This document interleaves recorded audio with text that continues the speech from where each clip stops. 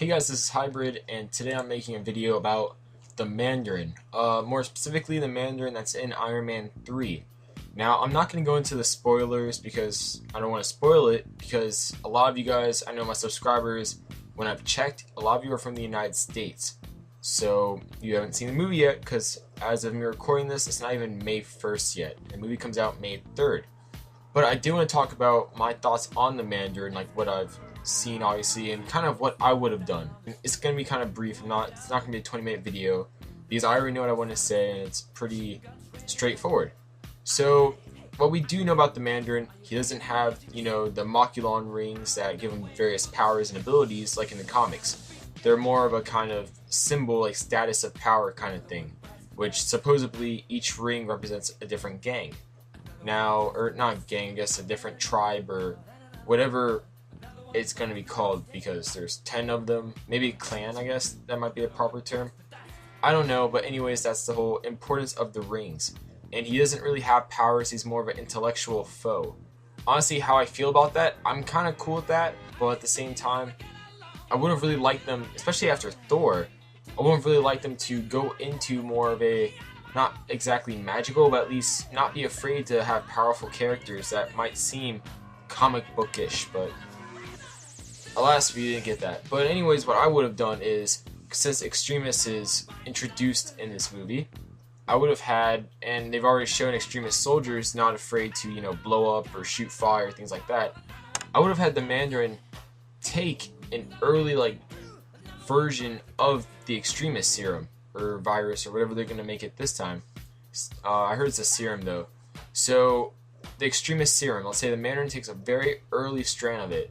And if we know anything about really early versions of things, Captain America, Super Soldier, they have unplanned kind of results, and they're kind of wild and not controlled, like the later product is.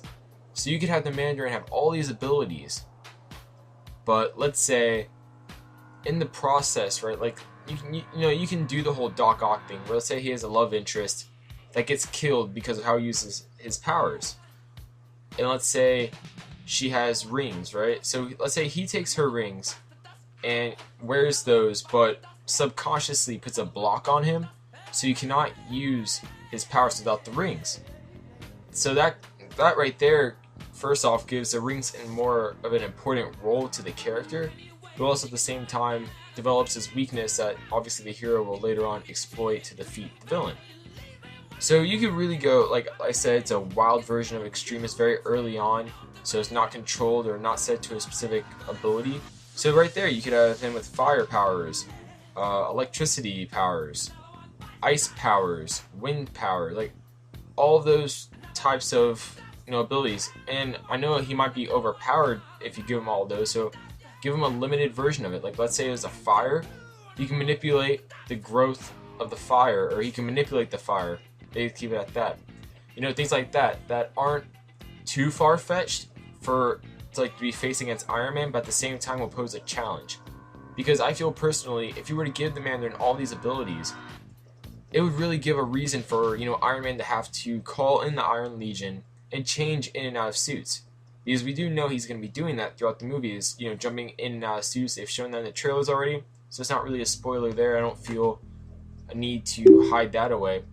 But anyways, I think that would have been really cool, honestly. Like, I know I can't say it without spoiling it, but I know they're not going to do that, except for I really would have loved the scene, I would have really loved to see, the Mandarin as the Mandarin, a true foe intellectually and, physically against Tony Stark, while, Tony, he obviously has intellectual abilities, but it's just, I feel, in every one of these movies, they've always had, Stark has always had not only the intellectual advantage to a degree, but also the physical advantage. Like Iron Man 2, for example, he had the physical advantage against Ivan Vanko, from the start, and then with the drones, he easily took you out of those. Sure, he had War Machine with him too, but, last time I checked, the Iron Man armor did pretty well against the drones. I didn't see really any damage that, would be,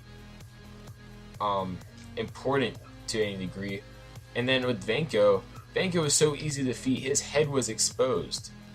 Honestly, he didn't really pose that physical of a threat to me, to where, you know, he's just another guy in a suit of armor, and we all have our different feelings about Iron Man 2. I'm not going into that.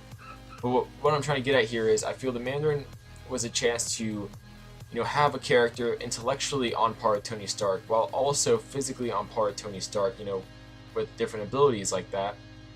And you could have used that to have a very dynamic fight and a very unique fight with all the different armors without having the villain himself being in a suit of armor.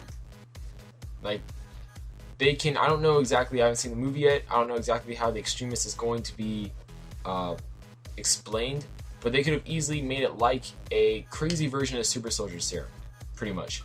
So, you know, Mandarin can already be really strong and really durable, things like that, so he can fight the armors head on like that. But also on top of that, he has these abilities, like he can shoot out fire, he can shoot out electricity, he can shoot out, you know, ice and wind, which would give a need for specialized armors to be used. Because let's say he's, and you know, I guess to kind of ground him down more and not make him so OP, you can make it so he can only use one ability at a time, which would give him a, like, that would be such an awesome fight scene at the end, where you had the Mandarin, let's say, shooting fire, so Tony Stark takes out his, or he goes into his more fire retardant suit, even though I'm pretty sure all of his are, but, you know, one specifically designed for, you know, intense heat, like that.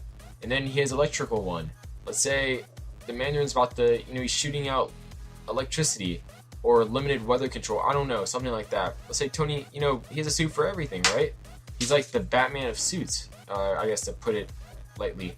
So that's what I really would have loved to see. Obviously we didn't get that, but I just want to put my thoughts out there. Tell me what you guys think. I just passed 1,000 subs, which is awesome, by the way. Trust me, there'll be a giveaway. Trust me, a video explaining that will be coming as well. So comment below what you guys think. What would you have loved to see with the Mandarin?